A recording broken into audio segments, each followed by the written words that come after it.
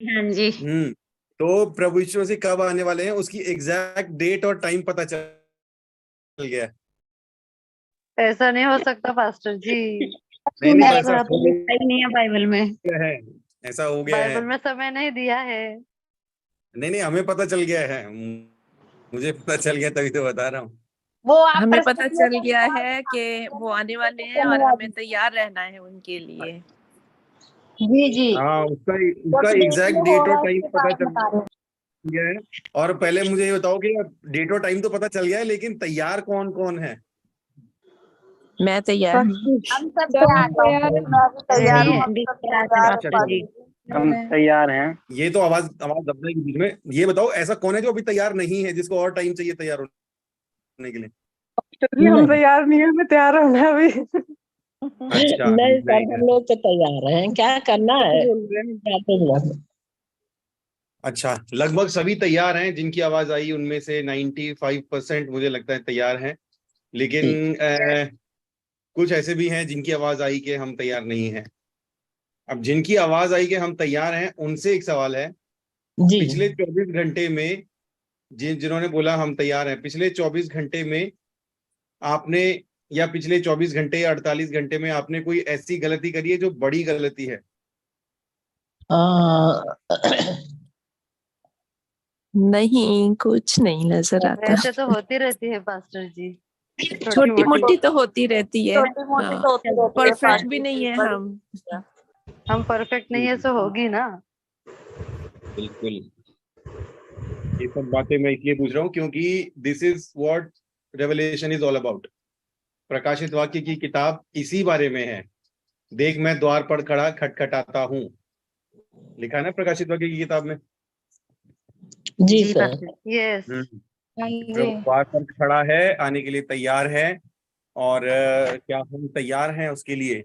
प्रकाशित वाक्य की किताब हमें ये कहती है। और प्रकाशित वाक्य की पुस्तक जो है, ये एक ऐसी किताब है जिसको लोग अक्सर पढ़ने से डरते हैं, है ना? क्यों सर? ये बुक ऑफ रेवलेशन, इसको अक्सर लोग पढ़ने से डरते हैं या फिर इससे दूर रहते हैं। ठीक है, तो आइए वो बताऊंगा, अभी पूरी डिटेल बताऊंगा। ओके। हाँ जी अभी पास्टर जी, आप, हमारे चर्च में नहीं बताते हैं इसके बारे में, जानकारी देते नहीं है। हाँ जल्दी से कोई जानकारी देता नहीं है, लोग डर के भाग जाएंगे इसलिए। कोई भी कोशिश करते हैं। हाँ चलिए ठीक है। क्यों नहीं पढ़ाते, क्या चक्कर है? चलिए हम शुरू करते हैं। परमेश्वर पिता, जब आपके वचन को पढ़ा जा रहा है प्रभु परमेश्वर, पढ़ने वाले, सुनने वाले, बोलने वाले, सुनने वाले प्रभु परमेश्वर पवित्र आत्मा के नियंत्रण में हो। हालेलुया। प्रभु परमेश्वर, जब आपके वचन से पढ़ रहे हैं परमेश्वर पिता, जो पढ़ा जाए वो सुनने वालों के हृदय की पट्टियों पर लिखा जाए। प्रभु परमेश्वर, यदि किसी के जीवन में, हम में से किसी के जीवन में कोई ऐसी बात है जो नाकाबिल है प्रभु जी, आपको नागवार है, वो निकल जाए परमेश्वर पिता। हालेलुया। हम जानते हैं परमेश्वर पिता कि आज रात ही आप आने वाले हैं प्रभु परमेश्वर, और हम तैयार हैं प्रभु परमेश्वर। हालेलुया। और अगर कोई कमी पेशी है आज वो दूर होगी यीशु मसीह के नाम से। वचन पढ़ते हैं प्रभु जी, मदद कीजिए। पवित्र आत्मा के प्रकाशन, पवित्र आत्मा के दान वरदान हमारे साथ काम करें प्रभु परमेश्वर। जिस जगह पर आपके लोग बैठे हैं उस जगह के चारों ओर प्रभु यीशु के लहू का बाड़ा बांधते हैं, शैतान वचन को चुरा ना सके प्रभु जी, किसी भी तरीके से ध्यान भटका ना सके, ताकि आपके लोग वचन पर फोकस ना कर सके। ऐसी उसकी कोई भी योजना, ऐसा उसका कोई भी काम यीशु मसीह के नाम से पूरी तरीके से रोका जाता है। उसके सारे कामों को रोका जाता है प्रभु यीशु मसीह के नाम से। प्रभु जी, आपके लोग सुरक्षित है प्रभु परमेश्वर। धन्यवाद करते प्रार्थनाओं को सुनने के लिए, यीशु मसीह के सामर्थी नाम से प्रार्थना मांगते हैं, आमीन। आमीन आमीन आमीन आमीन आमीन। तो अभी कुछ दिन प्रकाशित वाक्य की, जी अभी कुछ दिन प्रकाशित वाक्य की किताब की स्टडी चलेगी। ठीक है, इसकी, अच्छा आप माइक सब म्यूट कर लीजिए। केवल जब मैं बोलूंगा तब आपने माइक अनम्यूट करना है, और जब आपने बात बोल ली है तुरंत माइक म्यूट भी कर देना है, अनम्यूट नहीं छोड़ना। ठीक है, तो जब हम जो हम प्रकाशित वाक्य पढ़ रहे हैं, अभी से कुछ दिन इसकी स्टडी चलेगी। इसको 2 सेशंस में हम लेके चलेंगे। पहले सेशन में हम थॉरली लेके चलेंगे, मतलब बहुत ज्यादा डिटेल एक्सप्लेन नहीं करूंगा, मोटा मोटा आपको एक्सप्लेन करूंगा, जितना भी आसानी से पॉसिबल, आसान शब्दों में जितना पॉसिबल हुआ वो एक्सप्लेन करूंगा। ठीक है, फर्स्ट राउंड में। दूसरे राउंड में हम डिटेल्स लेकर चलेंगे। ठीक है, पहले राउंड में उनके लिए जो कि अभी विश्वास में इतने मजबूत नहीं है और जो गंभीर बातों को नहीं समझ सकते, और पहले राउंड में उनके लिए, और दूसरे राउंड में उनके लिए जो दूध पीने की नहीं मांस खाने की लालसा रखते हैं। ठीक है, 2 राउंड में 2 सेशन में हम चलेंगे, लेकिन उससे पहले हम प्रकाशित वाक्य की किताब को समझ लेते हैं। इसका इंट्रोडक्शन, इसकी जानकारी जो है वो हम ले लेते हैं।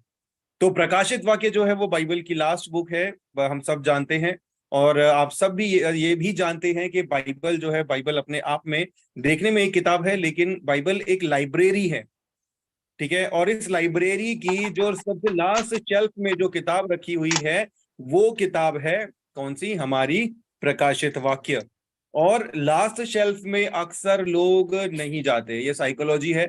अगर लास्ट शेल्फ में कोई किताब रखी हुई है ना, तो लोग आमतौर पर जो आगे आगे की किताबें रखी होती हैं उसको देखते हैं, उस पर नजर मारते हैं, लेकिन आखिरी शेल्फ में जो किताब रखी होती है उस पर कोई नहीं जाता, कम लोग जाते हैं। प्लस इसके अलावा प्रकाशित वाक्य जो है वो एक ऐसी किताब है जो समझने में थोड़ी मुश्किल है, क्योंकि प्रकाशित वाक्य को लिखा गया है अपोक्रिफा जो है लेखन शैली में लिखा गया है। ठीक है, और ये लेखन शैली क्या है? ये एक तरीके से कोड लैंग्वेज बोल सकते हैं इसको, कोड लैंग्वेज। इसमें क्या रहता है कि इसमें साइंस होते हैं, मतलब शब्द लिखा कुछ है लेकिन उसका अर्थ कुछ और होगा, तो आपको वो अर्थ जो है वो इंटरप्रेट करना पड़ता है, आपको वो अर्थ ढूंढ कर निकालना पड़ता है। ठीक है, हाँ। और प्रकाशित वाक्य जो है इस किताब का लिखने वाला कौन है? लिखने वाला है यूहन्ना। ठीक है, और इसको जो लिखा गया है वो लिखा गया है लगभग AD 90 to 95 के आसपास के टाइम में, मतलब यीशु मसीह के स्वर्गारोहण के लगभग 40 से 50 वर्षों के समय अंतराल के बाद, या इससे थोड़ा ऊपर नीचे हो सकता है। ये जो भी डेट्स बताई जाती हैं ये एक आइडिया रहता है, कोई भी एग्जैक्ट डेट नहीं जानता, लेकिन इतना डेफिनेटली है कि यीशु मसीह को का स्वर्गारोहण हुए काफी सारा टाइम हो गया था। ठीक है, तो प्रकाशित वाक्य एक ऐसे समय में लिखी गई किताब है। अब इस बात से आपको क्या फर्क पड़ता है कि कब लिखी गई है? इस बात से मुझे क्या फर्क पड़ता है, या इस किताब को जो पढ़ते हैं उन्हें क्या फर्क पड़ता है कि ये कब लिखी गई है? तो फर्क ऐसे पड़ता है कि जब यीशु मसीह संसार में आए, यीशु मसीह ने जितने सारे लोगों के बीच में काम किया, भीड़ की भीड़ यीशु मसीह के ऊपर चढ़ी जाती थी, हजारों लोग यीशु मसीह का प्रचार सुनने के लिए प्रभावित होकर यीशु मसीह के पीछे पीछे चलते थे, और यीशु मसीह ने बहुत बड़े लेवल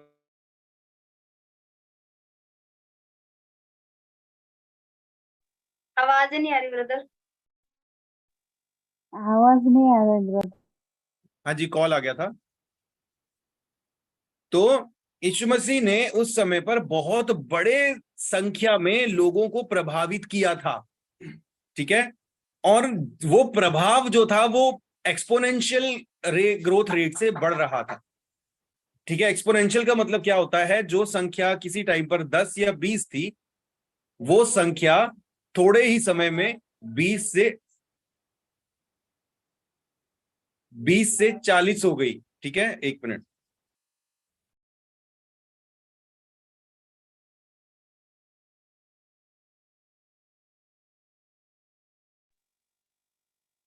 तो वो जो संख्या है 20 से 40 हुई, और 40 से 80 हुई, 80 से वो 500 हुई, 500 से 1000 हुई। कहने का मतलब जो प्रभाव था यीशु मसीह का प्रभाव, वो बहुत जबरदस्त ग्रोथ रेट से बढ़ रहा था। और अपने समय में यीशु मसीह ने बहुत ज्यादा मात्रा में अलग अलग समुदाय, अलग अलग जगहों से आने वाले लोगों को प्रभावित किया था, अट्रैक्ट किया था। प्रेरितों के काम की किताब में हम क्या पढ़ते हैं कि जहां पर 120 लोग प्रार्थना कर रहे थे, वहां पर रोमी, क्रेती, ये वो पता नहीं कितने सारे नाम लिखे, वो सारे तरह के लोग जो हैं, उन सब तरह के लोग क्या देख रहे थे कि यार ये तो हमारी जैसी भाषा बोल रहे हैं, हमको तो ऐसे लग रहा है कि हमारी जैसी भाषा बोल रहे हैं। तो कहने का मतलब अलग अलग समुदाय, अलग अलग संप्रदाय, अलग अलग भाषा वाले लोग वहां पर इकट्ठे थे। और जब वो लोग वहां पर इकट्ठे थे तो वो सब, जब पतरस ने जब खड़े होकर वहां पर भाषण दिया, तो उस भाषण से बहुत सारे लोग प्रभावित हुए। 3000 लोगों का रिकॉर्ड हमारे पास मौजूद है, लिखा हुआ बाइबल में। लेकिन वास्तव में वो तो सिर्फ 1 दिन का काम था ना, उसके बाद काम करना तो रोका नहीं चेलों ने, उसके बाद काम भी बढ़ता रहा। और जो 3000 लोग थे, जाहिर सी बात है उन्होंने जो इतना बड़ा काम अपने सामने होते हुए देखा, उन्होंने वो आगे भी बताया होगा कि हाँ हमने ऐसा कुछ देखा है हमारे सामने। ठीक है। तो इस तरीके से जब वो काम बढ़ता रहा, जब वो एक्सपोनेंशियल ग्रोथ में वो चीजें बढ़ती रही, तो इतने सारे लोग जब प्रभावित हुए, इतने सारे लोग जिन्होंने विश्वास लाया उस समय पर, ये यीशु मसीह के क्रूज पर चढ़ाए जाने के आसपास की बात है, लगभग एडी 35 या 40 के आसपास की बात है, क्योंकि यीशु मसीह जो है इसी समय पर स्वर्गारोहण हुआ था और ये उसके तुरंत बाद की ही बात है। तो ऑन एन एवरेज अगर हम देखकर चले तो एडी 33 या 35 के आसपास की ये बात रही होगी। अब ये जो प्रकाशित वाक्य की पत्री लिखी गई है, यूहन्ना ने लिखी है, ये पत्री लिखे जाने का समय है कब? एडी 90 to 95, ठीक है। और ये 35 से 90 है ना, एडी 35, एडी 35 और यहां पर एडी 90। तो बीच में समय अंतराल कितना है? बीच में समय अंतराल है लगभग 30 से 40 वर्ष का, ठीक है। अब ये जो यीशु मसीह के स्वर्गारोहण और प्रकाशित वाक्य की पुस्तक लिखे जाने का जो समय अंतराल है 30 से 40 वर्ष, इस 30 से 40 वर्षों के दौरान वो लोग जिन्होंने प्रभु यीशु मसीह पर ईमान लाया था, प्रभु यीशु मसीह पर विश्वास लाया था, उस वक्त वो लोग नए विश्वासी थे। उन्होंने अपनी आंखों से वो सब काम होते हुए देखे थे, है ना। उस वक्त वो लोग नए विश्वासी थे। लेकिन अब 30 से 40 वर्षों के समय अंतराल के दौरान वो जो तब नए विश्वासी थे, इतने समय के दौरान वो कैसे विश्वासी बन गए होंगे? वो बिल्कुल मजबूत विश्वासी बन गए होंगे, है ना। उन्होंने और भी बहुत लोगों को बताया होगा, और इसी तरीके से सुसमाचार, और इतने समय अंतराल के दौरान चेलों ने भी सुसमाचार प्रचार किया होगा। और हम पढ़ते हैं कि चेलों से अद्भुत काम होते थे, प्रभु उनके साथ साथ काम करता था, उनकी परछाई छू के बीमार चंगे हो जाते थे, उनकी परछाई को टच करके बीमार चंगे हो जाते थे। पौलुस ने लंगड़े को बोला कि मेरे पास पैसा तो नहीं है, लेकिन यीशु मसीह के नाम से उठ खड़ा हो, और वो अपनी टांगों पे खड़ा हो गया। और वहां पर वो सब लोग हैरान हो गए, है ना। क्रूस पर जब यीशु मसीह टंगे हुए थे तो सूबेदार ने प्रभु यीशु मसीह को देखकर बोला कि निश्चय ये एक धर्मी व्यक्ति था, निश्चय ये परमेश्वर का पुत्र था। तो सिर्फ यहूदियों को नहीं, सिर्फ अपने लोगों को यीशु मसीह ने प्रभावित नहीं किया था, बल्कि यीशु मसीह ने अलग अलग समुदाय, अलग अलग देश, अलग अलग कल्चर, अलग अलग बैकग्राउंड, अलग अलग लैंग्वेज, हर तरह के लोगों को प्रभावित किया था। और ये 30 से 40 वर्ष का समय अंतराल के दौरान जो है कलीसिया यानी कि चर्च ने बहुत उन्नति करा, बहुत उन्नति करा। बहुत लोग विश्वास में बढ़े, कलीसियाएं भी बहुत ज्यादा बढ़ी, कलीसियाएं भी बहुत ज्यादा बढ़ी। जगह जगह छोटी छोटी कॉटेज मीटिंग स्टार्ट हो गई, और लोग जो है बहुत उत्साहित होते थे प्रभु यीशु मसीह के सुसमाचार को सुनने के लिए और कलीसिया में जुड़ने के लिए, क्योंकि उन्होंने ऐसा कुछ कभी देखा नहीं था। वो बिल्कुल नई बात हो रही थी, है ना। तो ये जो चीजें सब हो रही थी, इसी चीजों के दौरान अब हम देखते हैं प्रेरितों के काम की, जब हम किताब देखते हैं उसके बाद पत्रियों की पूरी लाइन लगी हुई है। कुरिन्थियों की पत्री, रोमियो की पत्री, इफिसियों की पत्री, फिलिपियों की पत्री, ये पत्री, वो पत्री। वो सारी पत्रियों में क्या लिखा हुआ है? सारी पत्रियों में जितने भी उसके लेखक हैं, उन पत्रियों के, वो क्या कोशिश कर रहे हैं? वो ये कोशिश कर रहे हैं कि जो कलीसियाएं हैं, जो कलीसियाएं स्थापित हुई हैं, वो स्थापित हुई कलीसियाएं विश्वास में मजबूत हों, और उनके अंदर जो भी अगर चर्च में या कलीसिया में जो भी प्रॉब्लमैटिक बातें हैं, वो बातें जो सही नहीं है, वो बातें उनसे निकले, है ना। कुरिन्थियों की पत्री में पौलुस कहता है कि तुम्हें तो समय के लिहाज से गुरु हो जाना चाहिए था। तुम में से एक तो कहता है कि मैं पौलुस का हूं, एक कहता है मैं अपुल्लोस का हूं। क्या तुम्हारे लिए वो क्रूस पर चढ़ा था क्या? तुमने उनके हाथों से काम होते देखे और तुम उनके पीछे हो लिए कि जी मेरा वाला पास्टर तो बहुत थोड़ा पानी मिलेगा, मेरा पास्टर तो बहुत अच्छा है जी, हम तो बहुत बड़ी चर्च में जाते हैं, हम तो बहुत बड़ी संगति में जाते हैं। नहीं, वो कहते नहीं मेरा वाला पास्टर अच्छा नहीं, जी मेरा वाला पास्टर अच्छा है। तो पौलुस कह रहा है तुमने इसे कह रहा मैं तो उस पास्टर का हूँ, कह रहा मैं उस पास्टर का हूँ। तो वो पास्टर तुम्हारे लिए क्रूस पर चढ़ा था क्या? तो उसके बाद जो है, उसके बाद हम देखते हैं रोमियो की पत्री में हम देखते हैं पौलुस कहता है कि तुम में ऐसे ऐसे पाप होते हैं जो अन्य जातियों में भी नहीं होते, है ना। फिर पौलुस कहता है कि उन्होंने परमेश्वर की मंशा को, परमेश्वर की इच्छा को जानना नहीं चाहा, तो परमेश्वर ने उनके हाल पे उनको छोड़ दिया कि अपने अपने शरीरों का निरादर करें, है ना। और वे सभी क्या हुए? वो सब परमेश्वर के रास्ते से भटक गए। पुरुषों ने पुरुषों के साथ निर्लज्ज काम किए, स्त्रियों ने स्त्रियों के साथ निर्लज्ज काम किए। और ये सब बातें जो गमियां जो पौलुस और बाकी के जो चेले हैं वो निकाल कर बता रहे हैं, उनको अन्य जातियों से मतलब नहीं है, है ना। एक मिनट,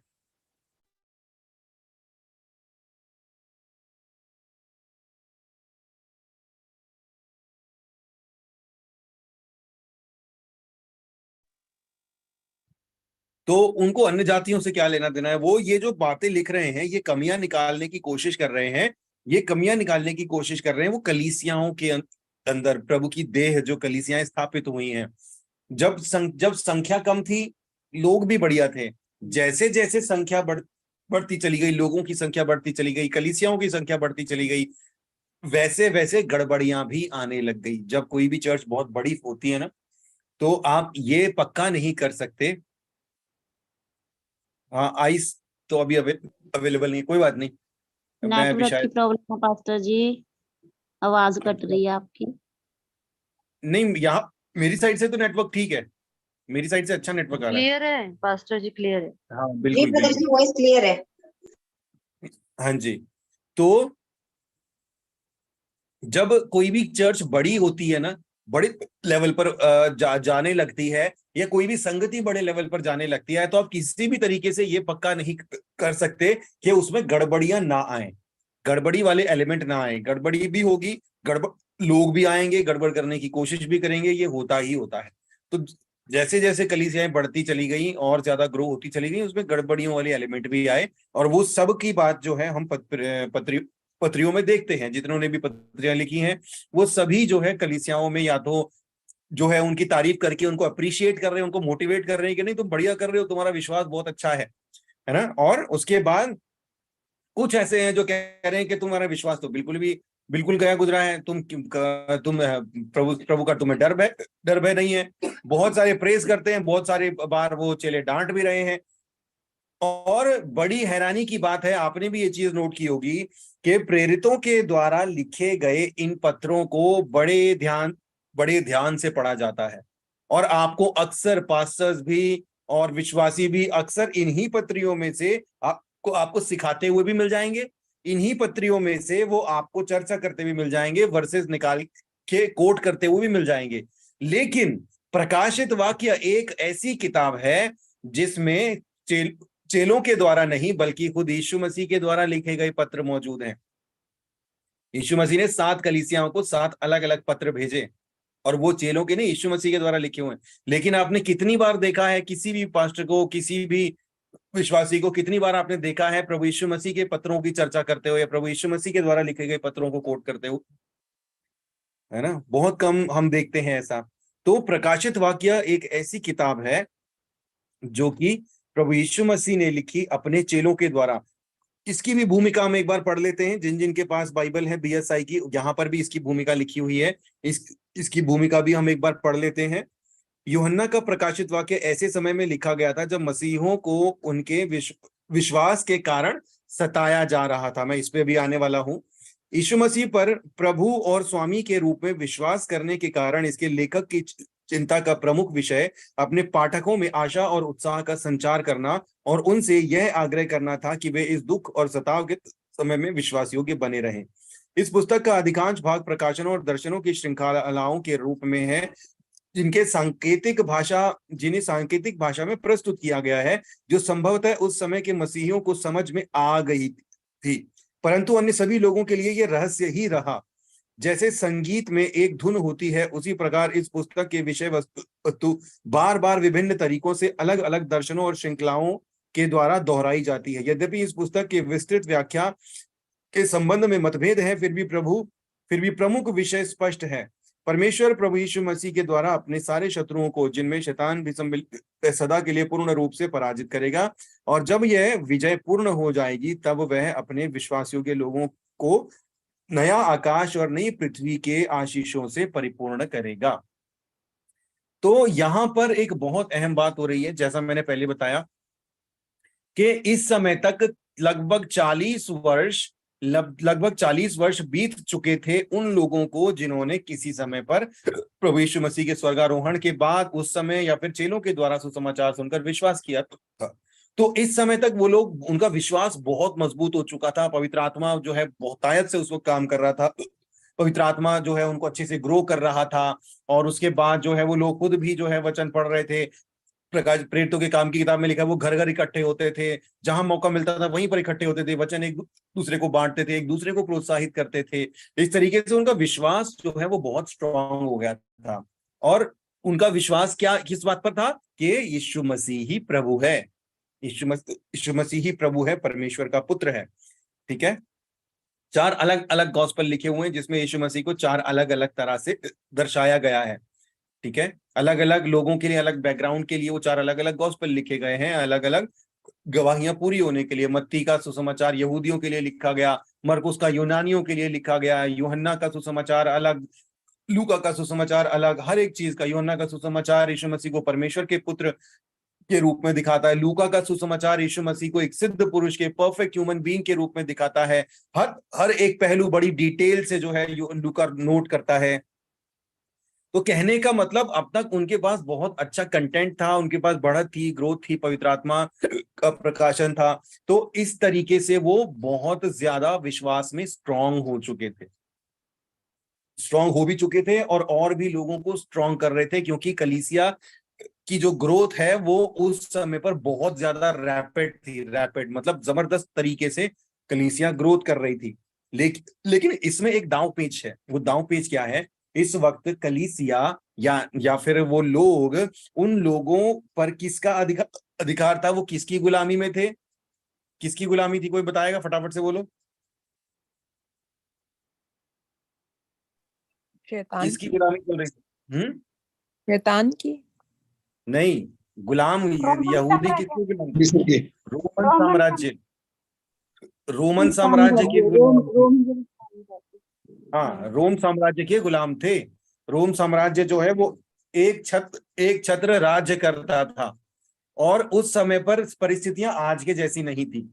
उस समय पर, आज तो पुलिस है, कानून है, प्रधानमंत्री है, मंत्री है, डेमोक्रेसी है, लोकतंत्र है। आज राजे महाराजा नहीं चलते, लेकिन उस समय पर ऐसा नहीं था। उस समय पर राजे महाराजे होते थे, और रोम, खास तौर पर रोम के साम्राज्य में, मिस्र में भी ऐसा ही होता था, रोम साम्राज्य में भी ऐसा ही था। हाँ, इससे ठीक हो जाएगी। अब ये क्या हो रहा कोई बात नहीं, कोई बात नहीं, चलो अपने आप ही ठीक हो जाएगी। तो रोम साम्राज्य में जो वहां का राजा था, ठीक है, जो राजा था उसका नाम क्या था? हेरोदेस नहीं, उसका कुछ और नाम था, जो इस टाइम पर राजा, में उसका नाम नहीं याद आ रहा अभी, आएगा भी नाम तो बता दूंगा। तो उस वक्त जो वहां पर रोम का राजा था, जो वहां पर राज्य कर रहा था, वहां पर राजाओं के अंदर एक बात होती थी कि वो अपने आप को गॉड कहलवाते थे। गॉड, वो अपनी प्रजा को, एक तो अपने प्रजा के सामने ईश्वर कहलवाते थे, और दूसरी बात ये कि वो अपनी प्रजा से अपनी वर्शिप करवाते थे, अपनी पूजा करवाते थे। ठीक है, और उनके जो है ये रूल होता था कि जो राजा को ईश्वर करके नहीं मानेगा, गॉड करके नहीं मानेगा, उसको उसके सजा भुगतनी पड़ेगी। पुराने नियम की एक किताब है जहां पर एक राजा ने जो है सब लोगों को ये बोला था कि उसको ईश्वर करके मानना है। लेकिन ऐसा भी एक परमेश्वर है, ऐसा भी एक नबी है जिसने उसको ईश्वर करके, गॉड करके मानने से मना कर दिया। वो कौन सी किताब में है? दानियल में। दानियल। तो ऐसा ही सिनेरियो यहां पर भी हो रहा था। अब कलीसिया सताव क्यों झेल रही थी? सताव का कारण क्या था? सताव के 2 कारण थे। पहला सताव और मुख्य सताव इस वक्त तक आ रहा था रोम साम्राज्य की ओर से, क्योंकि बड़े पैमाने पर जनता, दुनिया यीशु मसीह को प्रभु स्वीकार कर चुकी थी और यीशु मसीह को ही प्रभु मानती थी। लेकिन रोम साम्राज्य का जो राजा है वो कह रहा है कि भैया मुझे ही तुम्हें ईश्वर कहना है, मैं ही ईश्वर हूं। यीशु ईश्वर नहीं है, वो तो एक आदमी था, वो तो मर गया, चला गया, अब मैं ईश्वर हूं, तुम्हें मुझे ईश्वर कहना है। और अगर मुझे गॉड करके नहीं मानोगे, नहीं वर्शिप करोगे, तो तुम्हें उसके कॉन्सिक्वेंसेस फेस करने पड़ेंगे। तुम्हें मार दिया जाएगा, तुम्हें सताया जाएगा, तुम्हें मौत के घाट उतार दिया जाएगा। ठीक है, लेकिन जो लोग प्रभु यीशु मसीह को मानते थे, वो लोग जो है वो ऐसा नहीं कर सकते थे। ठीक है, वहां पर जो है रोम साम्राज्य में एक ऐसा टाइम होता था कि एक दिन निर्धारित किया होता था उन्होंने, और वो दिन जो निर्धारित किया होता था, उस दिन में जो है सब राजा के सामने झुककर जो है राजा को बोलते थे हेल, जो भी उसका राजा का नाम है, यानी कि उसको बोलते थे राजा प्रभु की जय हो, और प्रभु के उसके नाम के नारे लगाते थे, उसके नाम को जो है ईश्वर की तरह उसके नाम को वर्शिप करते थे, है ना। तो अब हम देखते हैं यूहन्ना क्या कह रहा है, कौन से दिन में क्या कह रहे हैं, कहां पर लिखा है। यूहन्ना कह रहा है कि, एक मिनट, ये कौन सी आयत में लिखा है कि प्रभु के दिन, आत्मा में भर के हाँ प्रभु, ये है तो- क्या पढ़ना जरा, 1:10 1:10। हाँ, मैं प्रभु के दिन आत्मा में आ गया। मैं प्रभु के दिन आत्मा में आ गया। प्रभु के दिन, यहाँ पर जो प्रभु का दिन बोला जा रहा है ना, लॉर्ड्स डे, इंग्लिश की बाइबल में लिखा है द लॉर्ड्स डे। वो द लॉर्ड्स डे, वो बहुत सारे लोग कहते हैं वो संडे को बोला जाता है, संडे को नहीं बोला जाता। वो लॉर्ड्स डे बोला जाता है राजा ने निर्धारित किया हुआ एक दिन को, जो राजा ने उस दिन का नाम रखा था द लॉर्ड्स डे, ठीक है। और उस दिन में क्या होता था, वो दिन पूरी तरीके से राजा को समर्पित होता था, उसकी सारी प्रजा उसकी वर्शिप करती थी, ठीक है। तो वो लॉर्ड्स डे क्या जो है, राजा को भी उस वक्त, राजा को भी महामहिम ही करके बोलते थे, माय लॉर्ड बोलते थे, जैसे आज उसमें बोलते हैं ना। हाँ, नीरो भी एक वैसा ही था कि उसके उसके बारे में भी आगे बताऊंगा। तो राजा को उस वक्त राजा या उसके नाम से नहीं बोला जाता था, राजा को माय लॉर्ड बोला जाता था, माय मास्टर बोला जाता था। तो माय लॉर्ड, जैसे आज जब वकील जब जिरा करते हैं तो जज को क्या बोलते हैं, माय लॉर्ड, है ना, माय लॉर्ड, हे मेरे प्रभु बोलते हैं। तो आज भी यही प्रचलन है, आज जब जज को मेरे प्रभु कह रहे हैं तो उसको, वो तो राजा जो था उसको तो सिर्फ बोलेंगे नहीं, उसकी तो वर्शिप भी करेंगे, उसको तो अगर कोई उसके सामने आंख भी उठा देगा उसकी गर्दन काट के गिरा देंगे। तो कलीसिया मुख्य तौर से दो तरीके से सताव झेल रही थी। पहला सताव उनको इसलिए हो रहा था कि वो लोग राजा को प्रभु मानने के लिए तैयार नहीं थे, वो लोग जो हैं वो सिर्फ यीशु मसीह को ही प्रभु कहते थे। और सताव जो है वो उस वक्त इतना भयानक था, इतना भयानक था कि आप इमेजिन नहीं कर सकते। इसकी वजह से रोम साम्राज्य की ओर से कलीसियाओं को, एक मूवी है, वो मूवी इसी के ऊपर बनी हुई है, उसमें बड़ा भयानक दृश्य दिखाया हुआ है। तो वो क्या करते थे, किस किस तरीके से सताव देते थे कलीसिया को। वो ना एक बड़ा सा तवा समझो, एक तवे जैसा एक बड़ा बर्तन, उसमें नीचे से तेज आग भड़का देते थे, और जो व्यक्ति है ना, उसको सारी भीड़ के सामने उसको रस्सियों से बांधकर उसके ऊपर फेंक देते थे, और वो नीचे से एकदम लाल हो रखा है और उसके ऊपर उसको फेंक दिया। पानी पी लिया, नहीं जा रहा, अभी चला जाएगा थोड़ी देर में। तो उसके ऊपर उसको फेंक दिया और वो तड़प के चिल्ला के मर रहा, ठीक है। और एक ऐसा भी राजा था जिसने बड़ा बुल बनाया था, बुल बड़ा बैल होता है ना, अंदर से खोखला बैल, लोहे का बैल, और उसको क्या कर, उसके अंदर बहुत सारी जगह थी, और उसके अंदर जो जिनको उन्होंने सताव देना होता था ना, उसके अंदर उसको अंदर फेंक देते थे। हाँ नहीं, मैंने इलायची खाई है, हींग तो है ही नहीं, पता नहीं हींग कहाँ से लो, हींग है, दे दो। तो उसके अंदर उसको फेंक देते थे और नीचे से आग भड़का देते थे, और उसके मुंह पे ना, जो बुल है ना, बुल, उसका मुंह जो थोड़ा सा खुला रखा जाता था, तब जब वो चिल्लाता था ना अंदर से, तब चिल्ला के दहाड़े मार के जब वो चिल्लाता था, तो वो आवाज ना स्पीकर की तरह एम्पलीफाई होकर उसके मुंह से बाहर निकलती थी, ठीक है। इस तरीके की भयानक सजाएं, ऐसी नई सजा इन्वेंट करने के लिए भी एक डिपार्टमेंट होता था राजा के पास, कि वो नई सजा सोच के लेकर आता था कि अब ये सजा देंगे, अब ये सजा देंगे। हर वक्त जब कोई नया राजा आता था ना, तो वो नए एक्सपेरिमेंट लेकर आता था, नए एक्सपेरिमेंट भी, प्रजा की बेहतरी के लिए भी नए एक्सपेरिमेंट, और दोषियों को सजा देने के लिए भी नए एक्सपेरिमेंट करने हैं। तो अब जैसे क्रूज पर लटकाकर मारने वाला भी, जब सही समय आया, वचन लिखा है ना, जब सही समय आया तो यीशु मसीह दुनिया में आया। सही समय क्यों आया? क्योंकि वही समय सही समय इसलिए था क्योंकि उस वक्त जो है दोषियों को क्रूज पर, ये सही समय में से सही समय होने का एक रीजन ये भी था कि उस वक्त दोषियों को सजा देने का ये तरीका था कि उनको लकड़ी के क्रूज पर लटका कर मारा जाता था, ठीक है। और हमने निर्गमन की किताब पढ़ी है, निर्गमन की किताब में लिखा हुआ है कि जब इजराइलियों को जब एक मिनट, कोई बात नहीं, इजराइलियों को जब सांपों ने डस लिया था, तो प्रभु ने क्या बोला, पीतल का सांप बनाओ और उस पे लकड़ी पे लटकाओ और जो उसको देखेगा वो बच जाएगा। तो वहां पे एक नियम सेट हो गया कि जो काठ पर लटकाया जाए वो श्रापित है, और यीशु मसीह को श्रापित होना था। और श्रापित कैसे होना था? काठ पर लटकाए जाकर, क्योंकि यीशु मसीह को परमेश्वर का वो वचन भी सिद्ध करना था। तो वो भी एक रीजन था कि काठ पर लटकाए जाकर ही मरना था यीशु मसीह को। ना यीशु मसीह भाले से मर सकते थे, ना यीशु मसीह चाकू से मर सकते थे, ना यीशु मसीह जहर से मर सकते थे, ना यीशु मसीह चट्टान से फेंके जाकर मर सकते थे, है ना। तो यीशु मसीह को सिर्फ और सिर्फ क्रूस पर लटकाए जाकर ही मरना था। तभी वचन सिद्ध होता, तभी भविष्यवाणी पूरी होती कि जो काठ पर लटकाया जाए वो श्रापित है। तो कोई बात नहीं, अब ठीक है, चलने दो ऐसी। मैंने इलायची भी खा ली, मैंने हींग भी खा ली अभी, अब शायद हो जाएगी ठीक, कोई बात नहीं।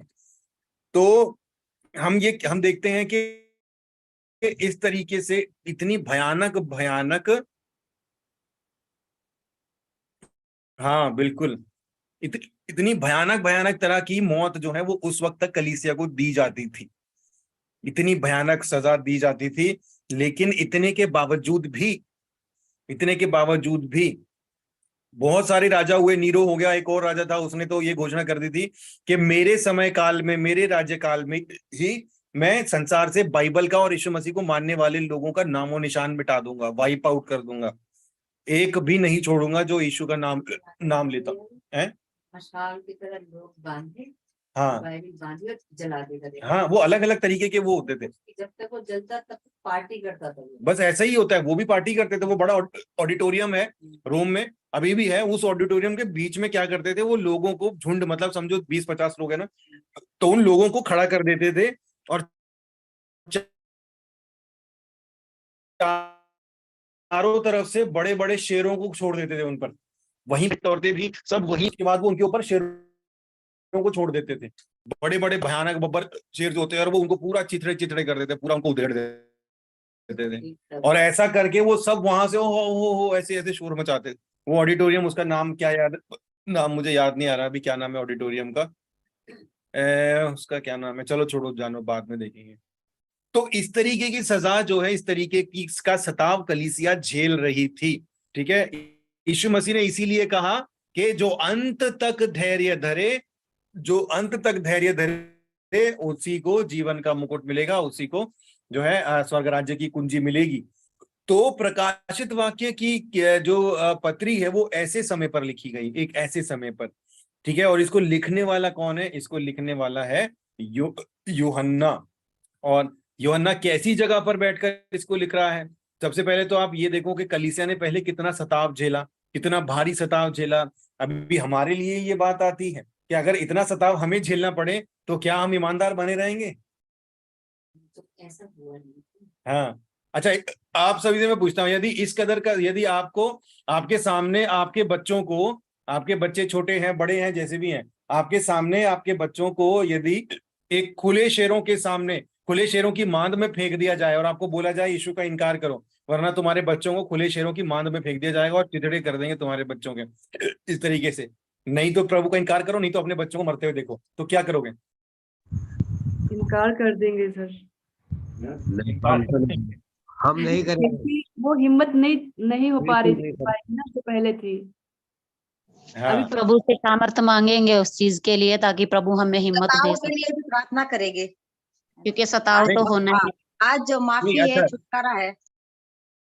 देख, ऐसा कौन है? अच्छा, एग्नेस कह रही है नहीं करेंगे, एग्नेस कह रही है इनकार नहीं करेंगे। अच्छा एग्नेस, एक सिनेरियो बताता हूँ, इसका जवाब देना कि समझो आपको। मैं नहीं करूंगी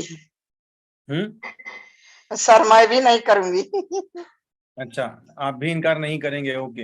अगर आपके बच्चों को, आपके हस्बैंड को और आपके बेटी को, वो सब रिश्तेदारों को अगर आग में बांध दिया जाए और उसके नीचे पेट्रोल लगा के एक माचिस हाथ में रखी जाए, बोला जाए अभी इनकार करो वरना सबको आग से जला के मारे, तड़पते देखोगे अपनी फैमिली को, तब भी इनकार नहीं करोगे? नहीं सर, नहीं भैया, उस समय तो करना पड़ेगा, मतलब मजबूरी में करना पड़ जाएगा, जाना ही है, मजबूरी में करना पड़ जाएगा भैया। सदर जी, अगर उद्धार की बात है तो इस हमारे लिए तो यही बोला गया है ना कि उससे ना डरो जो शरीर को घात कर रहा है, उससे डरो जो शरीर आत्मा दोनों को नाश कर सकता है। अगर उद्धार की बात है तो ये चीजें तो एक्सेप्ट करनी पड़ेगी, अगर हम अपना उद्धार खोने के लिए तैयार है। एक बात है कि अगर आपके अपने ऊपर सताव आएगा ना, कोई आपको बोलेगा तुम्हें चाकू मार देंगे, सर फोड़ देंगे, ये कर देंगे, वो कर देंगे, तब तो आप अच्छा अभी ठीक ये होगी। कर लेंगे सर, ये कर तभी लेंगे। पता चलेगा अगर कोई बोलेगा पास्टर जी, कि वैसे हाँ अगर सर, ये हो जाएगा। अभी अगर तो कोई हाँ बोलेगा नहीं तुम्हें मार बोलेंगे, देंगे, लेकिन समय पे।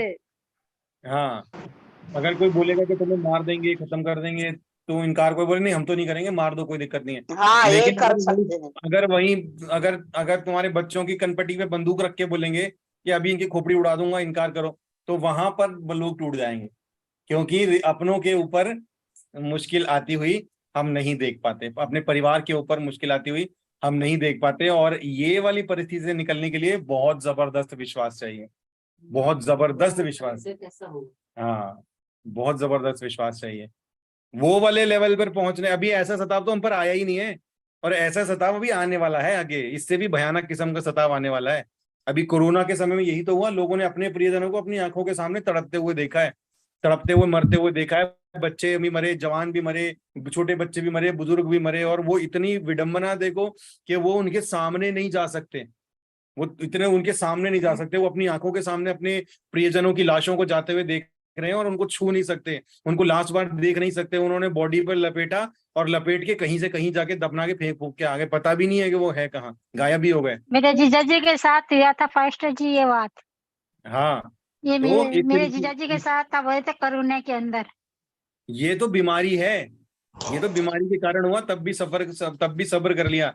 अब सोचो अगर कोई आपको बोले कि जैसे कोरोना में मरा था वैसे ही आपके प्रियजनों को, आपके बेटे बेटी को, आपके पति पत्नी को, आप पति को बोले आपकी पत्नी को, पत्नी को बोले आपके पति को, इस तरीके से मार मुर के फेंक देंगे, तुम कभी देख नहीं पाओगे दोबारा उनको। अभी इनकार करो और दोबारा कभी ईश्वर का नाम नहीं लेना, तो क्या करेंगे?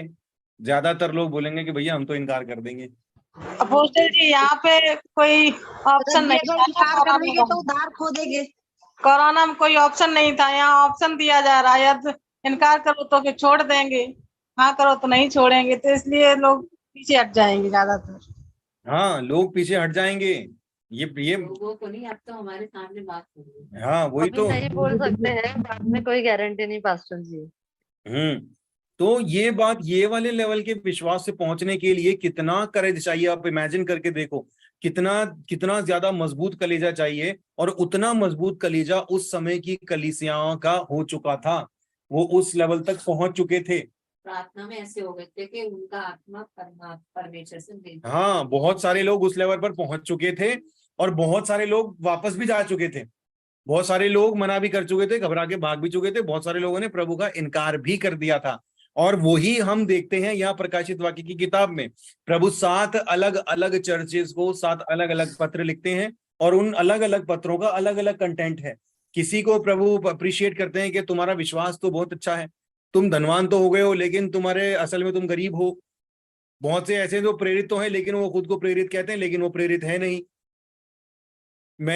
मुझे तुझसे एक शिकायत है कि तेरा प्रेम ठंडा पड़ गया है ना। तो ये अलग अलग कलीसियाओं को प्रकाशित वाक्य की किताब में प्रभु पत्र लिखते हैं, और वो अलग अलग कलीसियाओं के जो टाइप्स हैं वो टाइप्स आज भी मौजूद हैं, वैसे के वैसे ही वो पत्र आज भी उतने ही एक्टिव और उतने ही सही हैं जितने उस समय थे। हमारी बाइबल की यही तो खासियत है कि वो कभी पुरानी नहीं होती। बाइबल में लिखी हुई एक एक बात जिस समय लिखी गई थी तब भी उतनी ही नहीं थी, आज भी उतनी ही नहीं है, आज भी उतनी ही नहीं है। बाइबल कभी पुरानी नहीं होती, अभी भी पुरानी नहीं है, आने वाले हजारों साल बाद भी पुरानी नहीं होगी। क्योंकि प्रभु ने जब ये किताब लिखवाई है तो प्रभु को पता है कि लोग कैसे हैं, लोग क्या करते हैं, किस तरीके से चलते हैं, लोगों में क्या होता है क्या नहीं होता, आज कैसे, आने वाले समय में कैसे होंगे। तो इस तरीके के हालात और परिस्थितियों में प्रकाशित वाक्य की पुस्तक जो है, या प्रकाशित वाक्य की पत्री जो है वो लिखी गई है। ठीक है, और लिखी किसने है? लिखी है यूहन्ना ने। और यूहन्ना कहां पर था? पतमुस नामक टापू पर, टापू के ऊपर था वो। टापू क्या होता है? एक समंदर में चारों तरफ पानी पानी पानी पानी, और बीच में एक छोटी सी जमीन का टुकड़ा होता है, उसे कहते हैं टापू। और वहां पर जो सजा, जिनको भयानक सजा देनी होती थी ना, भयानक सजा, उनको वहां पर टापू में रखा जाता था, एकांत में, किसी कोई देखना नहीं, इंसान नहीं, कुछ नहीं। और उस टापू के अंदर भी उनको काल कोठरी टाइप जगह में रखा जाता था। और जो वहां पर रहते थे, मतलब एक बार जो वहां पर चला गया उसके बाद वो कहीं कभी वहां से बचकर नहीं आएगा, वो वहां पर मर ही जाएगा, खत्म ही हो जाएगा। और वहां पर उनका क्या काम होता था? वहां पर उनका काम होता था साम्राज्य के लिए ईंटों को बनाना, नक्काशी करना, बोझा ढोना, है ना। तो ये सारी चीजें जो है उनको ये काम दिया जाता था, भारी भरकम काम दिया जाता था उनको, है ना। तो इस तरीके की हालात और परिस्थितियों में यूहन्ना ने ये पत्री लिखी। काले पानी की सजा इसे तो नहीं बोलते, लेकिन ये थी ऐसी ही, काली पानी की सजा कुछ ऐसी ही होती थी। काले पानी की सजा भी ऐसी ही होती थी। उसका मकसद ये होता था कि उसके बाद वहां से कोई बच्चे आएगा नहीं। वहां पर इतनी भयानक सजा है कि वो अपना अंतिम सांस भी वहीं पर दम तोड़ेंगे। ठीक है, तो ऐसी है प्रकाशित वाक्य की किताब। अब ये एक ऐसी पुस्तक है जो हमसे सीधे सीधे बात करती है, मतलब कहानी के फॉर्म में बात नहीं करती, सीधे सीधे बात करती है। हम कुछ आयतों को पढ़ेंगे प्रकाशित वाक्य की, उसके द्वारा हम थोड़ा सा टेस्ट लेने की कोशिश करेंगे कि उनमें क्या लिखा है। ठीक है, अभी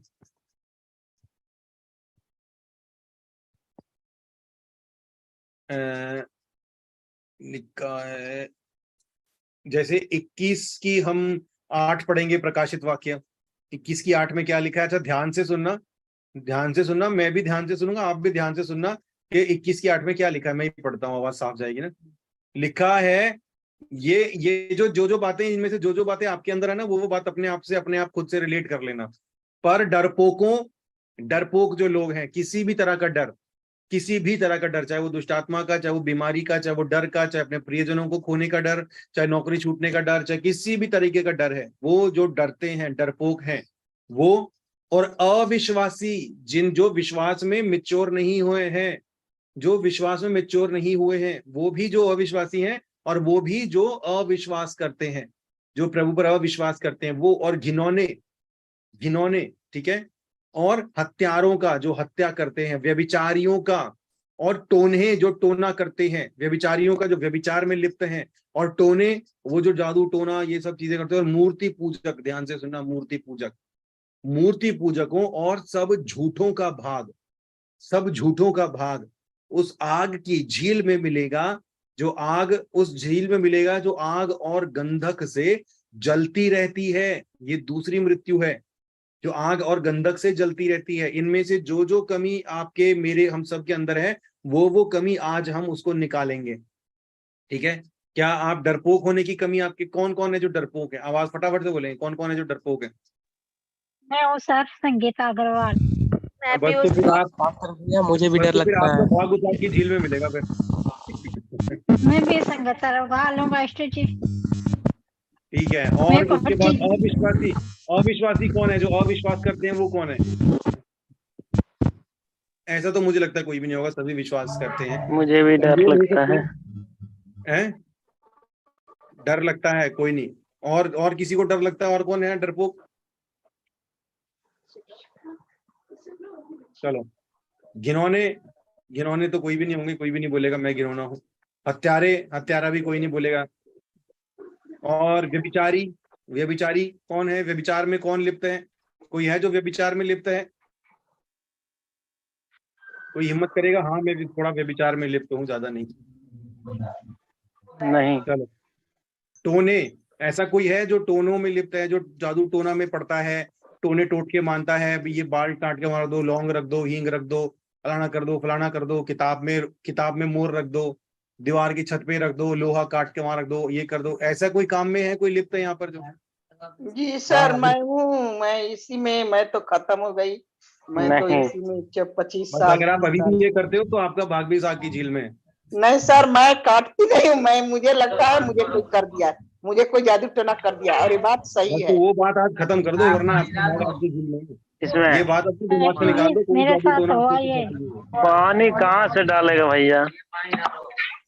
ठीक है, और मूर्ति पूजक, ऐसा कौन है जो मूर्ति पूजा करता है? यहाँ पे मूर्ति पूजक है कोई? ऐसा कोई है जो मूर्ति पूजा करता है? करती थी, तो छोड़ दिए, नहीं करती हूँ। हाँ जी, मेरे घर में मूर्ति पूजा, मेरे घर में किसी मनुष्य को ज्यादा पैसा देना भी तो मूर्ति पूजा ही है ना पास्टर जी? हाँ, इंसान को लालच करना, व्यभिचार करना, ये भी मूर्ति पूजा के बराबर ही है। बिल्कुल। और इसके अलावा सब झूठों का भाग, कौन है जो झूठ बोलते हैं? झूठ बोलने वाले कौन है? कभी कभी झूठ बोल जाती हूँ। थोड़ा नहीं, बहुत तो झूठ तो सभी बोलते हैं कौशल जी, कोई नहीं, ऐसा जरूरी कोई नहीं बात है। तो बोलना ऐसा पड़ता जरूरी नहीं है। है। आप झूठ जहाँ से झूठ बोलने की नौबत पड़े ना वहां से बच के निकलने की कोशिश करें। ब्रदर जी झूठ ये होता है शेर जी। अब देखो ब्रदर जी आपने अगर बच्चों के साथ बोलना पड़ जाए झूठ, वो बच्चों के झूठ साथ झूठ नहीं होता। वो झूठ नहीं होता। वो जो आप थोड़ा सा बोल देते हो कि बच्चे क्या कहते हैं, चलो तुम्हारे घर पे टॉफी रखी है, चॉकलेट रखी है, लेकिन चॉकलेट रखी नहीं है, अपने बच्चे को बहलाने के लिए बोल दिया, तो वो झूठ नहीं है। तो कौशल जी ऐसा ही झूठ बोलते हैं हम सभी लोग शायद, जब से नहीं, वो परमेश्वर झूठ नहीं है। जी जी वो झूठ नहीं है। वो तो आप अपने बच्चे को समझाने के लिए कोई वो सब बातें कर रहे हो। वो झूठ की कैटेगरी में नहीं आता।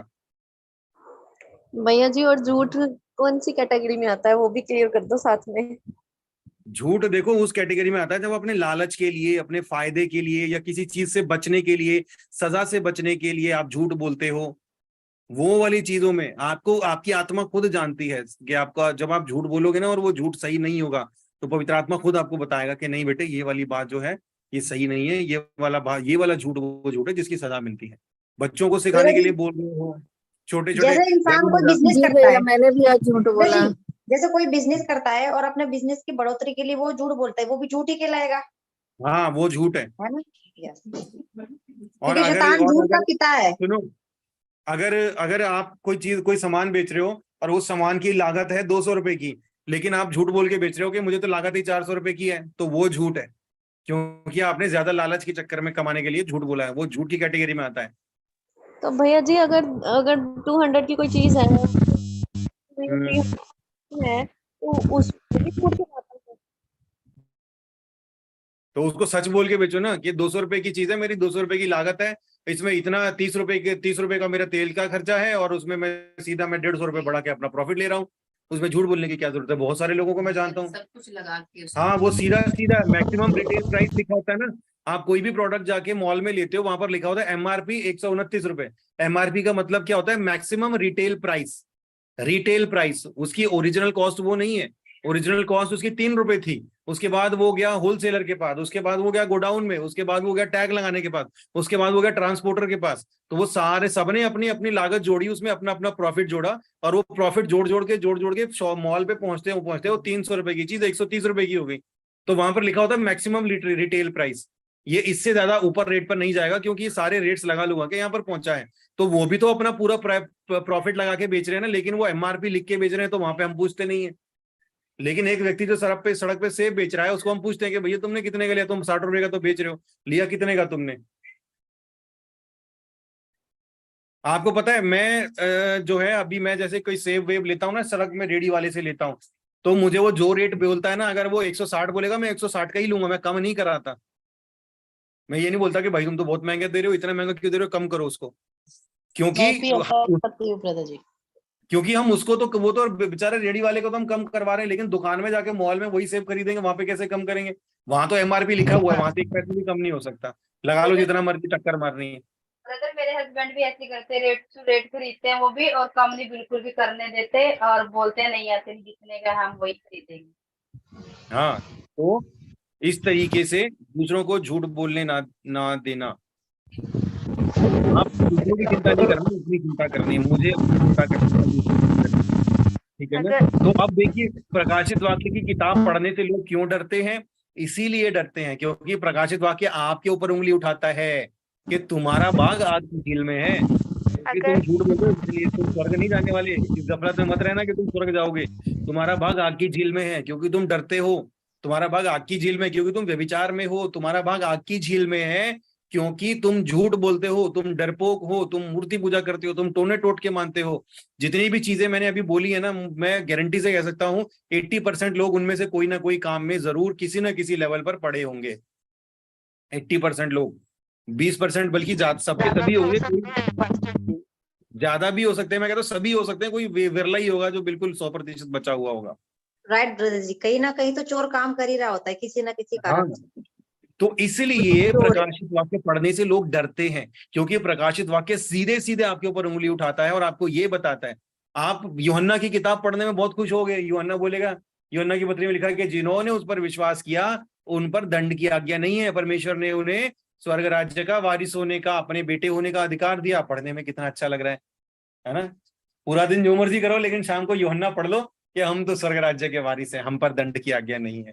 संडे को चर्च जाएंगे, माफी मांग लेंगे, सब ठीक हो जाएगा। हाँ, लेकिन जब प्रकाशित वाक्य खोले, गलती से प्रकाशित वाक्य खोल लिया, उसको बोलेंगे उनका भाग आग की झील में होगा, झूठों का भाग आग की झील में होगा। उड़ रही यार, मैं तो आज अभी झूठ बोल के आया हूं, मैं मूर्ति पूजकों का भाग आग की झील में होगा। मूर्ति पूजा भी चली रही है ना। और टोना करने वालों का, जादू टोना करने वालों का, कि हम तो जादू टोने में तो फंसे हुए हैं, 10 तरह के टोटके हैं। इस दिन ये नहीं करना, उस दिन वो नहीं करना, झाड़ू नहीं मारना रात को, ये नहीं करना, वो नहीं करना। तो इस तरीके की सारी टोटके। तो ये किताब इसलिए पढ़ने से लोग डरते हैं, क्योंकि ये किताब आपको दोषी ठहराती है। ये किताब आपके ऊपर उंगली उठाती है कि तुम इस गफलत में हो कि तुम स्वर्ग में जाओगे, और आज रात अगर प्रभु आ गया तो आज रात तुम स्वर्ग में। ऐसा नहीं होगा, ऐसा नहीं होगा, क्योंकि इनमें से कोई ना कोई बात तुम्हारे अंदर मौजूद है। इसलिए जो है लोग प्रकाशित वाक्य की किताब पढ़ने से डरते हैं, समझ रहे हो। और मैंने शुरुआत में बोला था ना, एग्जैक्ट डेट पता लग गई है। वो एग्जैक्ट डेट पता कौन सी है? एग्जैक्ट डेट है फ्राइडे अक्टूबर 13। सही कहा मास्टर जी। हाँ ब्रदर जी, मैं प्रकाशित वाक्य का मेरा जो क्वेश्चन था उस दिन, मैं आज उसे पूछ सकती हूँ? बहुत जरूरी है ब्रदर जी। हाँ बिल्कुल। अभी एक मिनट बस, मेरा जो है मेरी बात खत्म कर रहा हूँ मैं, फिर बातें भूल जाता हूँ मैं कहाँ से बात कर रहा हूँ। मैं बात खत्म करता हूँ, उसके बाद बोलने का मौका दूंगा, ठीक है ना। तो इसलिए लोग प्रकाशित वाक्य की किताब पढ़ने से डरते हैं। तो अब जब हम, अभी ये था प्रकाशित वाक्य की किताब का इंट्रोडक्शन। हालांकि इंट्रोडक्शन में और भी बहुत बातें हैं, और 1 घंटा बोल सकता हूँ, लेकिन उतना समय हमारे पास है नहीं। लेकिन कल हम जो है ये इस किताब को पढ़ना शुरू करेंगे, ठीक है। और जैसे जैसे पढ़ेंगे, एक एक पत्र के ऊपर, एक एक चिट्ठी के ऊपर गौर करेंगे, और उसके बाद हम देखेंगे परमेश्वर का वचन इस विषय में, इन विषयों में हमसे क्या बात करता है, ठीक है। तो अभी आपने क्या करना है, जब हम प्रकाशित वाक्य पढ़ रहे हैं, डरना नहीं है। देखो, प्रकाशित वाक्य की किताब हालांकि आपके ऊपर उंगली उठाती है और आपके सपने चकनाचूर कर देती है, क्या आप स्वर्ग के सपने देख रहे हो। हाँ, तो डरना नहीं है। देखो, प्रभु सीधा वहां पर न्याय की छड़ी लेकर नहीं खड़ा कि अच्छा ये तो टोने करती है, ये तो विचार में पड़ा हुआ है। ऐसा नहीं है, प्रभु छड़ी लेकर नहीं खड़ा न्याय करने के लिए। लेकिन हमारे पास ये बात जरूर है कि हमारे पास ज्यादा समय नहीं है। आज दिन तक, इस समय तक हमारे जीवन में कुछ भी था, इस वर्तमान समय तक हमारे जीवन में कुछ भी था, वो पिछले समय को तो हम नहीं बदल सकते, लेकिन आज तो ये फैसला ले सकते हैं कि प्रभु आज तक जो भी हुआ वो बस हुआ, लेकिन आज यहां से मैं आगे ऐसा कोई काम नहीं करने वाला जो वचन के अनुसार सही नहीं है। आज मैं यहाँ से तौबा पश्चाताप करता हूँ, पश्चाताप करती हूँ। प्रभु यहाँ से आगे मेरे जीवन को संवारने में, मुझे सही रास्ते पर रखने में मेरी मदद करो, ठीक है। तो ये है प्रकाशित वाक्य को पढ़ने का सही तरीका। लोग डरते हैं, डरेगा पता है कौन इसको पढ़ने से? वो डरेगा जो गुनाह को छोड़ना नहीं चाहता, जो गलत बातों को छोड़ना नहीं चाहता, और जो मजे लेता है, गलत काम करके एंजॉय करता है, जादू टोनों में पढ़ के एंजॉय करता है, सब चीजें करके एंजॉय करता है, और वो चाह के भी छोड़ना नहीं चाहता, वो कोशिश नहीं करता उसको छोड़ने के लिए, वो इसको पढ़ने से डरेगा। लेकिन जो दिल से, सच्चे दिल से पश्चाताप करना चाहता है, जो चाहता है, जो ये भी वो भी जो ये कहते हैं कि प्रभु मुझे बदल, प्रभु मुझे बदल, प्रभु मैं बहुत कोशिश कर रहा हूँ लेकिन बदल नहीं पा रहा हूँ, मेरे जीवन में ये गलती है, मैं नहीं बदल पा रहा हूं। तो ऐसे लोग जिनको ताकत मिल चाहिए अपने आप को बुराई से दूर करने के लिए, पाप से लड़ने के लिए, उनको ये किताब ताकत देगी। मैं बता रहा हूं, ये किताब पढ़ने के बाद बहुत सारे लोगों ने मन फिराया है। बहुत सारे लोगों ने ये किताब पढ़ने के बाद, जो वो कुछ कभी भी नहीं कर पा रहे थे, ये किताब पढ़ने के बाद वो काम कर पाए, क्योंकि ये सीधे सीधे बात करती है, डायरेक्ट बात करती है, आपके ऊपर उंगली उठाती है, ठीक है ना। इसलिए इस किताब को पढ़ने से डरना नहीं है। अगर आप डर रहे हो, इसका मतलब आप एंजॉय कर रहे हैं अपने गुनाहों को, या जो भी कुछ में आप इन्वॉल्व हैं जो प्रभु के वचन के अनुसार सही नहीं है, उसको आप एंजॉय कर रहे हो, छोड़ना नहीं चाहते। तो यदि आप उसको छोड़ना चाहते हैं तो आज, अभी और इसी वक्त आप पश्चाताप करें। प्रभु आज जितना हुआ वो बहुत है, इसके बाद मैं आगे इन सब चीजों में नहीं पढ़ूंगा, आगे इन सब चीजों में नहीं जाऊंगा या नहीं जाऊंगी, ठीक है। तो ये था इसका इंट्रोडक्शन। और 1 मिनट देखो, इंट्रोडक्शन में कुछ रह तो नहीं गया? हाँ, इतना ही है। और कुछ और वर्सेस हैं, वो अभी मैं आपको उसमें ग्रुप में डाल दूंगा। ग्रुप में आप उसको पढ़ना, और कल सारा प्रकाशित वाक्य, छोटी सी पुस्तक है, फटाफट खत्म हो जाएगी। सारा प्रकाशित वाक्य पढ़ के आना, हो सकता है तो 1 से ज्यादा बार भी पढ़ के आना। हाँ, आगे बहुत कुछ है अभी इसके बारे में, अभी इसमें टाइम लगेगा, हम डिटेल में जाएंगे आगे, लंबी कहानी है इसकी, ठीक है ना। तो इंट्रोडक्शन आज पूरा हुआ है, अभी के लिए इतना काफी है। अभी आपके पास अगर कुछ सवाल हैं तो आप पूछ सकते हैं। जी ब्रदर जी, मैं पूछना चाहूंगी अंजना। ब्रदर हाँ जी, जी, हाँ जी। जैसे प्रकाशित वाक्य में इसके जो 7 चैप्टर है, 7वें अध्याय में हम एक चीज मैं काफी बार मन में परमेश्वर लगाते इसको पढ़ने के लिए, और सच में यह भी आपने बहुत अच्छी बात बोली कि इसको पढ़ने से हमें मन फेरने के लिए अंदर से पवित्र आत्मा अंदर से उत्साहित करता है ना। तो मुझे ये सवाल मेरा बहुत टाइम से, ये 1 साल से चल रहा है, शायद इसका पूछने का आज ही समय है।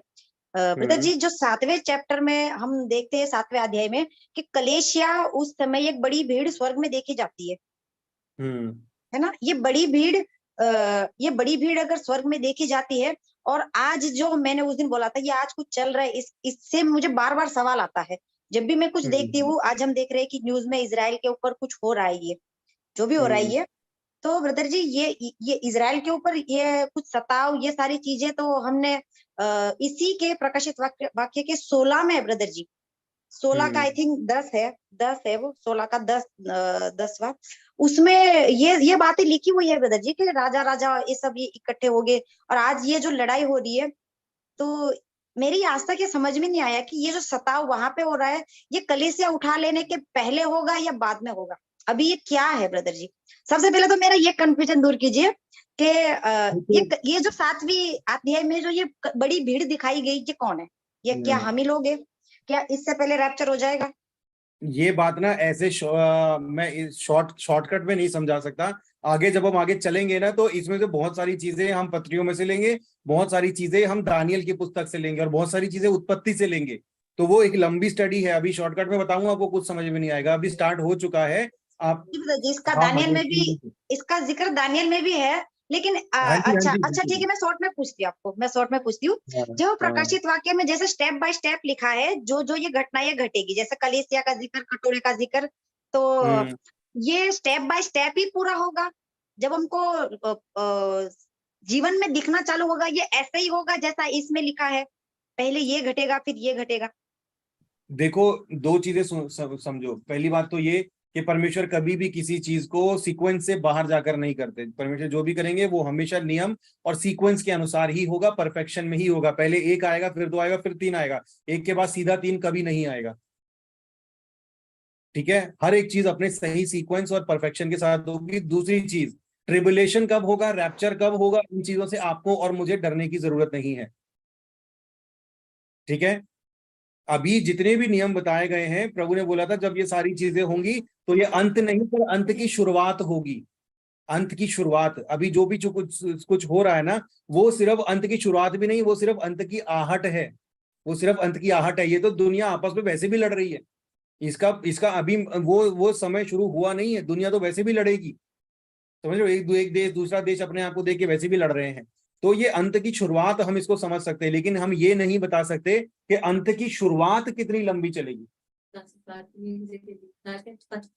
आहट से भी लोग, हाँ, अंत की शुरुआत कितनी चलेगी वो हम नहीं बता सकते। हो सकता है आपके और मेरे जीवन काल के बाद अगला स्टेप हो सकता है हमारे जीवन काल में ही हो जाए, लेकिन जो है एक जब हम इसका इवैल्यूएशन करते हैं तो उसके हिसाब से हमें ये पता चलता है कि अभी अंत की शुरुआत है, और अभी जो ट्रिबुलेशन पीरियड है या जो रैप्चर का टाइम है, उसमें अभी टाइम है, लेकिन आपके और मेरे लिए ज्यादा टाइम नहीं। आपके और मेरे लिए सिर्फ यही समय है। आज रात प्रभु आने वाला है, रैप्चर हो जाएगा आज रात, आपके और मेरे लिए ज्यादा समय। हाँ, तो इसलिए इस चीज से डरना नहीं है हमें। इस चीज से डरेंगे तो फिर हमारा जो परेशानियां हैं वो और बढ़ेंगी, और हमारा परमेश्वर की ओर मन फिराना और मुश्किल हो जाएगा। तो डरना नहीं है, परमेश्वर पर विश्वास रख के, परमेश्वर के प्रेम और परमेश्वर के वायदों पर विश्वास रख के हमने अपने आप को सुधारना है। कोशिश करनी है कि हम और सुधरें। जो गलत बातें हमारे अंदर हैं, जो ऐसी बातें हैं जो परमेश्वर नहीं चाहते हैं कि हो, उनको निकालना है, ठीक है ना। जी ब्रदर जी, इसीलिए मन में सवाल आया था कि कहीं ऐसा हो और हम लोग कहीं ऐसे ना रह जाए जैसे प्रभु यीशु मसीह हमको पहचाने से इनकार कर दे। क्योंकि अभी आपने बोला ना कहीं किसी ना किसी कारण से चोर बैठा होता है। जब ये हमें ऐसे रहना, ये डर के लिए नहीं, ये तैयार होने के लिए मेरा सवाल बहुत टाइम से चल रहा है कि हमें तो बिल्कुल परफेक्ट तैयार रहना पड़ेगा। अगर अंत का समय है तो हमें तो तैयार रहना है ना। तो वही तो बोला ना अभी, अगर आप बुराई को छोड़ना नहीं चाहते तो प्रकाशित वाक्य डरने समझने से बचोगे, लेकिन अगर छोड़ना चाहते हो, पश्चाताप करना चाहते हो, तो इसी किताब में आपको शरण मिलेगी। पास्टर जी, हाँ जी, मैं रेनू बोल रही हूँ पास्टर जी। हाँ जी रेनू सिस्टर। जो प्रकाशित वाक्य है मैंने कुछ कुछ उससे पढ़ा हुआ है, लेकिन मैं इस किताब से ये सीख पाई हूँ कि या तो इंसान डर जाता है या फिर मजबूत हो जाता है। दो काम हाँ होते हैं बिल्कुल इसमें। और मजबूत होना बहुत ज्यादा जरूरी है, क्योंकि जितना भी हमने जीवन प्रभु को दिया है, इतने सालों से सेवा कर रहे हैं, प्रभु प्रभु करते हैं, सबके आगे प्रभु की महिमा बताते हैं, तो वो अगर हम इधर से डर जाएंगे यहाँ से, तो फिर वो हमारा सारा जितना भी वो व्यर्थ हो जाएगा। इसलिए हमें यहाँ से और ज्यादा अपने आप को मजबूत करना पड़ेगा। देखो एक बात मैं गारंटी के साथ बता सकता हूँ, जब तक ये किताब पूरी होगी ना, आपकी जिंदगी बदल चुकी होगी, आपके उठना बैठना चलना फिरना, आपकी आदतें, सब कुछ बदल चुका होगा। और जितनी भी बातें अगर आपके अंदर जो कमियां है ना, वो 95% निकल चुकी होंगी। बाकी की 5% में इसलिए 5% की जगह इसलिए छोड़ रहा हूँ क्योंकि बहुत सारी चीजें ऐसी होती हैं जिनको निकालने के लिए हमें थोड़ा समय चाहिए होता है। लेकिन ज्यादातर चीजें ऐसी होती हैं जो हम आसानी से छोड़ सकते हैं, लेकिन हमें एक धक्का, एक पुश चाहिए होता है। कहते हैं ना, किक चाहिए होता है, और वो किक प्रकाशित वाक्य की किताब पढ़ के मिलती है। जय मसीह की पास्टर जी। हाँ जी, जय मसीह की। हम 25 दिसंबर को भंडारा था, तो हम चर्च में गए थे, तो वहां पे एकदम से हमारे कान में किसी ने कहा था, ये जो बड़ी भीड़ को तू देख रही है, ये नरक की झील में तुझको मिलेगी। तो मेरे उस टाइम मेरे पैरों तले जमीन सरक गई थी कि चर्च में मतलब बड़ी भीड़ झील में देखेगी। तो हमने बहुत से लोगों को बताया, तो सब लोग कह रहे थे कि तुमसे ये बात शैतान ने की, लेकिन वो आवाज बहुत स्पष्ट थी। नहीं नहीं, शैतान ने नहीं बोली वो बात, कहीं ना कहीं परमेश्वर की आवाज थी। क्योंकि क्रिसमस के दिन जो लोग क्रिसमस सेलिब्रेशन करते हैं ना, वो यीशु मसीह का जन्मदिन सेलिब्रेट नहीं करते, वो तो रोमन गॉड का जन्मदिन सेलिब्रेट करते हैं। वो एक रोमन ईश्वर, रोमी ईश्वर है, रोम साम्राज्य का ईश्वर है, उनके ईश्वरों को में से एक वो है वो, तो उसका बर्थडे सेलिब्रेट करते हैं। जीसस का जन्म, मैंने तो इसके ऊपर बाकायदा वीडियो बनाया हुआ है। यीशु मसीह का जन्म नहीं हुआ, मैं क्रिसमस सेलिब्रेट नहीं करता। हमने बहुत लोगों को बताया, तो सब लोग यही करते, तो वो शैतान की आवाज थी, क्योंकि चर्च के लोग थोड़ी ना जाएंगे। नहीं देखो, अगर आपको पता नहीं है कि आप किसका बर्थडे मना रहे हो, आप रैंडम किसी का भी बर्थडे मना रहे हो, तो फिर वो बर्थडे में जाके भंडारा खाने से और मंदिर या गुरुद्वारे में या मस्जिद में जाके भंडारा खाने में क्या फर्क है? जी बिल्कुल, है ना। तो इसलिए यदि अगर हम बोल रहे हैं कि फला फला जगह पर जाकर उस भंडारे को खाने वाले नरक जाएंगे, तो वो फला फला जगह जाके भंडारा खाने वाले भी नरक ही जाएंगे। तो ये ब्रदर, इसमें जो होते हैं इतने बड़े बड़े चर्चों में ये क्रिसमस बनाया जाता है, तो ये क्या मतलब बनाना चाहिए नहीं बनाना चाहिए? नहीं, क्यों मनाना चाहिए? बाइबल के आप देखोगे, बाइबल के हिसाब से यीशु मसीह का जन्म जो है वो एग्जैक्ट डेट तो किसी को भी नहीं पता, लेकिन वो समय कुछ सितंबर अक्टूबर के आसपास का रहा होगा, जब बहुत ज्यादा सर्दी नहीं थी। ठीक है, तो वो सारी चीजें अगर आप क्लूज देखोगे, सबूत देखोगे, चीजों पर गौर करोगे, पता चलेगा कि वो दिसंबर जनवरी की कड़ाके की सर्दी का टाइम नहीं था। 25 दिसंबर का समय तो कतई नहीं था। तो ये लोग क्यों मनाते हैं फिर? इनको मतलब इन्होंने सबने स्टडी की है बाइबल? ये सब तो चला आ रहा है, ये सब हमें कब से चला आ रहा है। ये बहुत सारी और भी चीजें हैं जो रोम साम्राज्य ने मरियम का वर्शिप ले लो, मरियम का वर्शिप तो इतनी बड़ी दुनिया मरियम को वर्शिप करती है, लेकिन बाइबल में है ही नहीं। और लोग डिफेंड करते हैं, लड़ने को तैयार हो जाते हैं कि हम तो मरियम को वर्शिप करोगे, आप गलत हो, आप जो नहीं कर रहे आप गलत हो, हम तो मरियम को वर्शिप करेंगे, गीत भी गाएंगे, रोजरी भी जपेंगे। तो वो सब वो लोग करते हैं। तो बहुत सारी और भी चीजें हैं जो गड़बड़ी शैतान ने डाली है ना, और लोग कर रहे हैं क्योंकि उनको अपने आप को चेक नहीं करना, बस जो चीजें भेड़चाल है जो बता दिया उस पर चले जा रहे हैं और उसी के हिसाब से करते भी रहेंगे। तो वो दुनिया है, लेकिन हम तो दुनिया नहीं है ना, हम तो सही सीख रहे हैं, हम तो वचन के अनुसार अध्ययन कर रहे हैं, सही समझने की कोशिश कर रहे हैं, है ना। हम तो अपने आप को जांचते हैं, परखते हैं कि यार कोई ऐसा काम तो नहीं कर रहे जो हम गलत हो। लेकिन वो लोग ऐसा नहीं करते, वो जांचते परखते नहीं है, वो कहते हैं ठीक है जो चले जा रहा है, हमें क्या जरूरत है, अपना नौकरी चाकरी करो, बिजनेस करो, शाम को आके थोड़ा सा रोजरी जप लो, और जो वो प्रेयर होती है मास प्रेयर वो कर लो, या फिर जो और भी किसी भी डिनोमिनेशन के द्वारा चलने वाले कोई भी एक बात जोड़ लो उसमें। तो बहुत चीजें गलत सलत हैं। और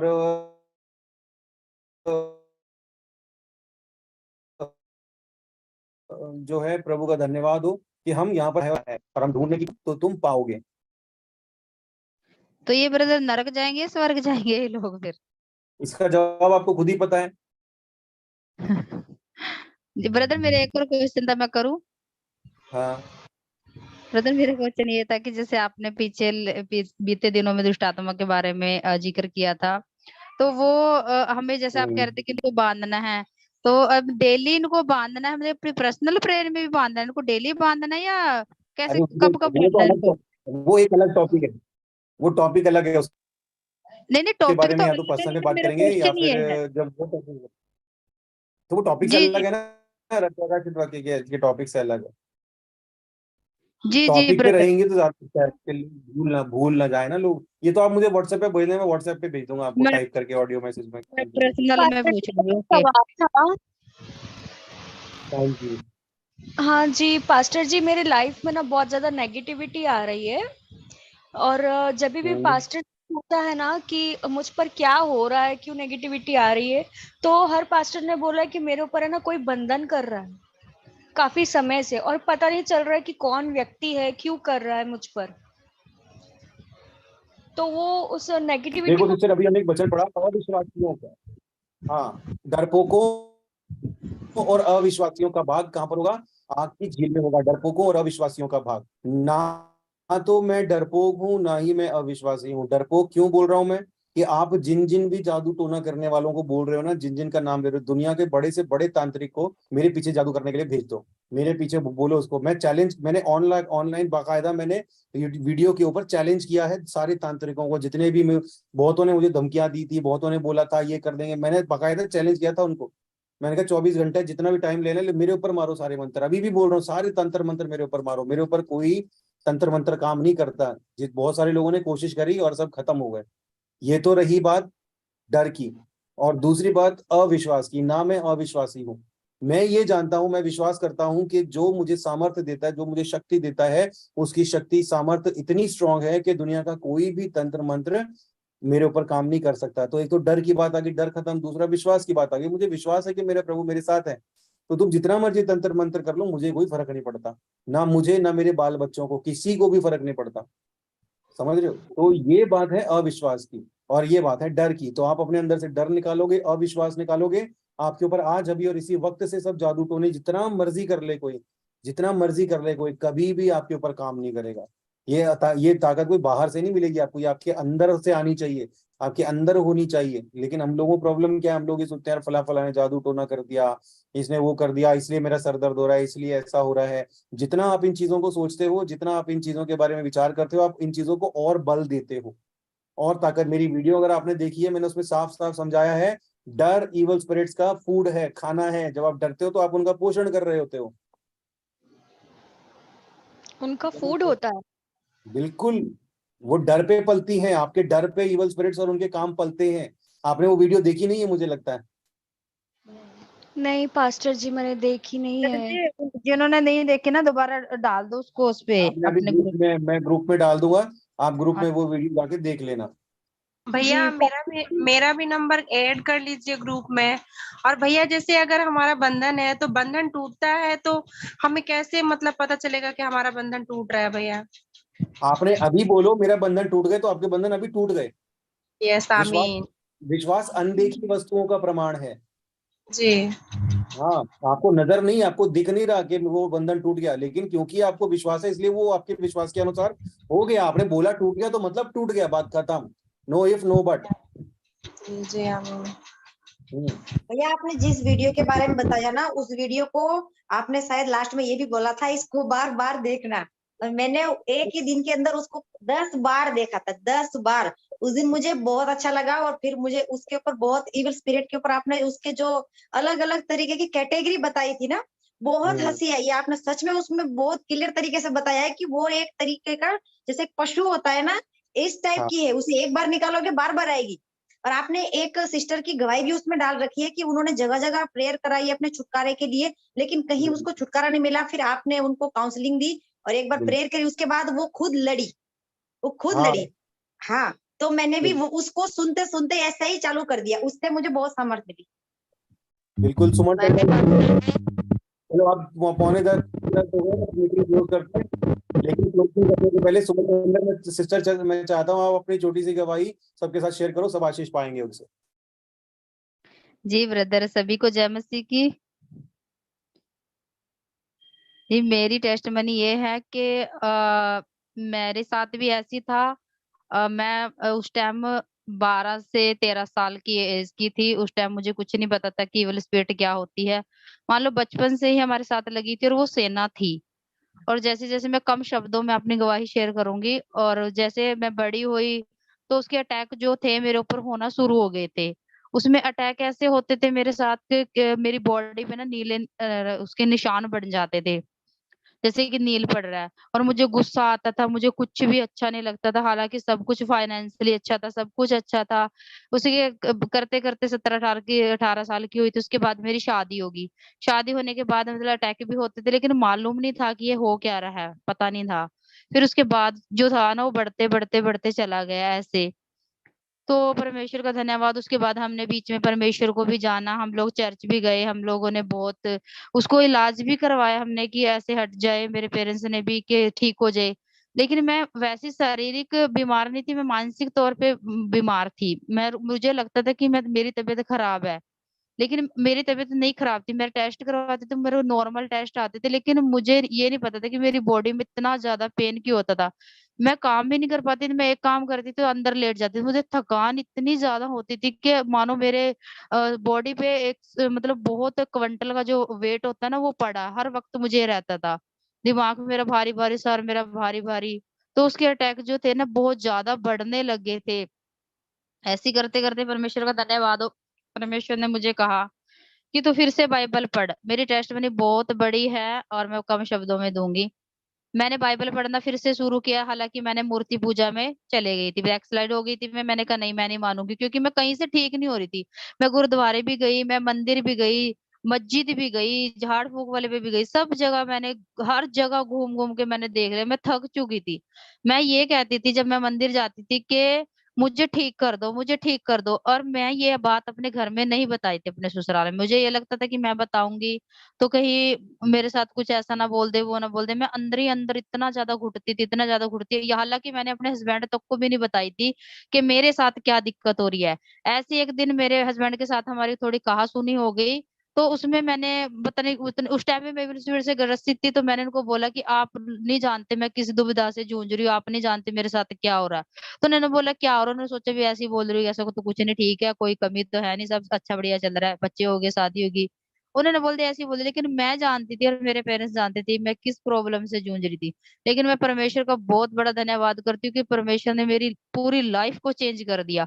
ऐसे करते-करते मैंने क्या किया, मैं एक दिन बैठी थी तो मैंने ना हम लोग ना गुरुद्वारे जाते थे। तो गुरुद्वारे जाकर मैंने एक दिन शाम को बहुत ज़्यादा परेशान थी, मैं रो रही थी, जबकि कोई दुःख नहीं मुझे, कोई परेशानी नहीं, सिर्फ़ परेशान थी शरीर से इतना ज़्यादा बस समझ में नहीं आता था।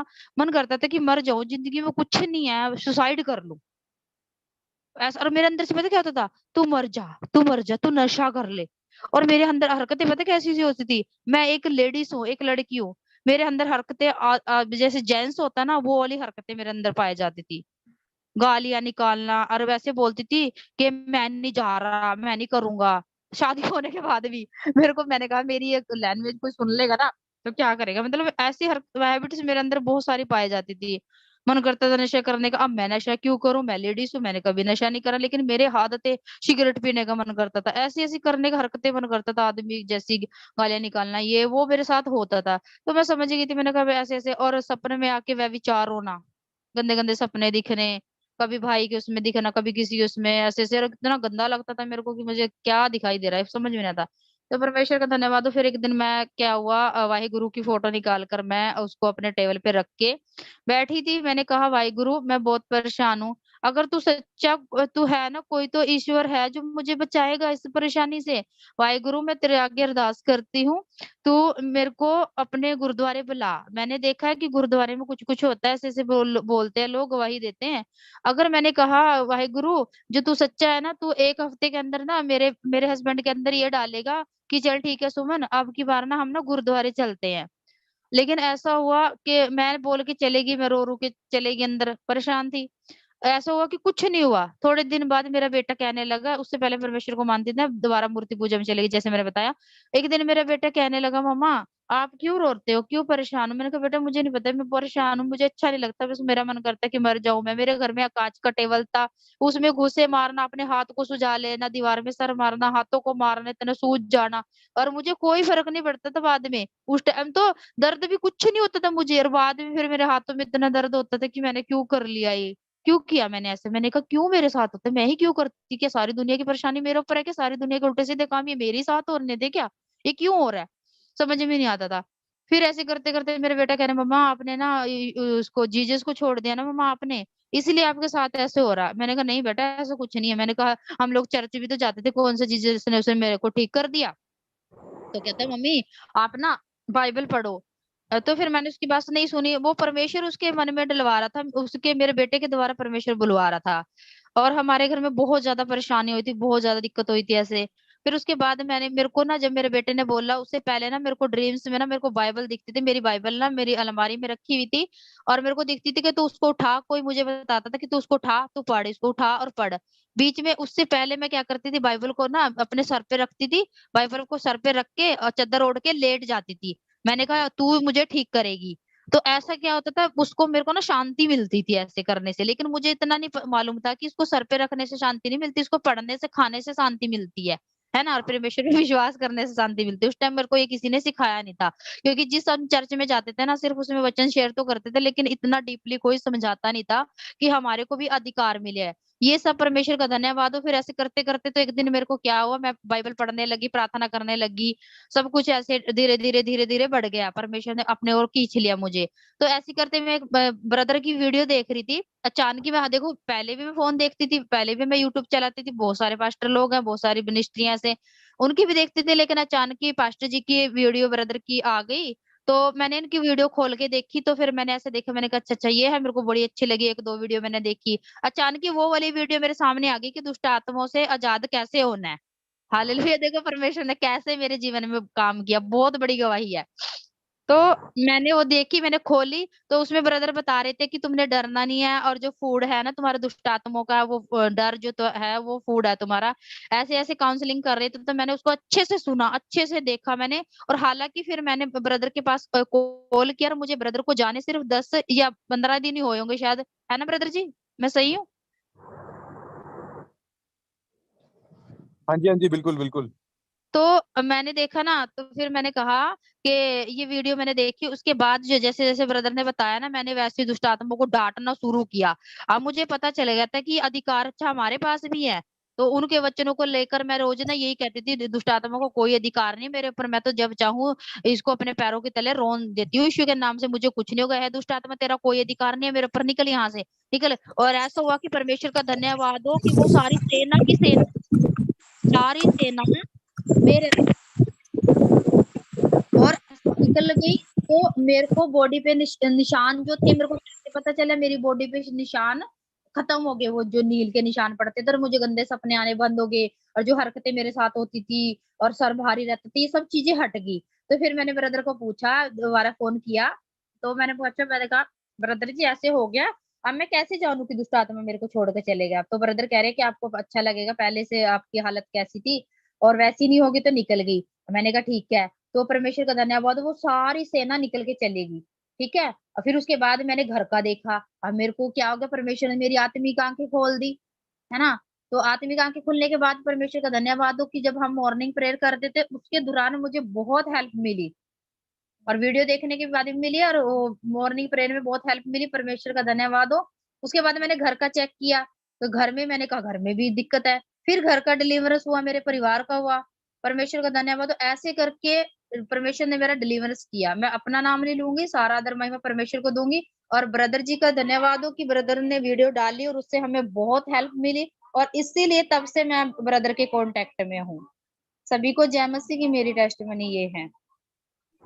भैया तो जी एक बात मैं पूछना चाहती हूँ, जैसे सिस्टर ने बताया कि इनकी बॉडी में नील पड़ते थे, और जरूरी तो नहीं है कि दुष्ट आत्माओं की वजह से ही नील पड़े, फिजिकली भी तो दिक्कत हो सकती है, जैसे आप बताते हो मेडिकली इशू बिल्कुल होता है। मेडिकल रीजन भी हो सकते हैं, बिल्कुल सही है, मेडिकल रीजन हो सकते हैं, लेकिन अब सवाल ये उठता है कि हम पता कैसे करें कि जो दिक्कत हो रही है वो मेडिकल रीजन से हो रही है कि स्पिरिचुअल रीजन से हो रही है, तो उसका जवाब ये है कि मेडिकल रीजन जो है ना वो आपके अंदर बिना वजह का डर, घबराहट, गंदे गंदे सपने आना, बुरे विचार आना, खुदकुशी कर लो, हम तू कुछ भी नहीं है, तू जीरो है, तू कुछ नहीं कर सकती, जीवन में हार जा, निराश, हताश, इस तरीके की चीजें नहीं आती।